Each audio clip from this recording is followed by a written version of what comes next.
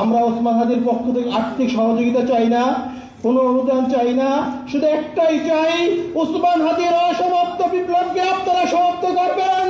আপনারা যদি রাজি থেকে নেওয়ার সঙ্গে আদা করেন।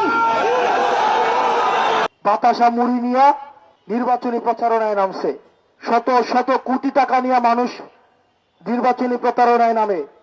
গাড়ির বহর, লুকের বহর, গুন্ডার বহর, অস্ত্রের বহর, বুলেটের বহর। সেই জায়গায় ওসমান হাদি মানুষের মন জয় করেছে বাতাসা এবং মুড়ি নিয়ে। আসসালামু আলাইকুম। আমরা কি এখানে কান্নার জন্য এসেছি? আমরা এখানে কিসের জন্য এসেছি? আমার ভাইয়ের রক্তের বদলা নেওয়ার জন্য আজকে আমরা এই জানাজায় দাঁড়িয়েছি।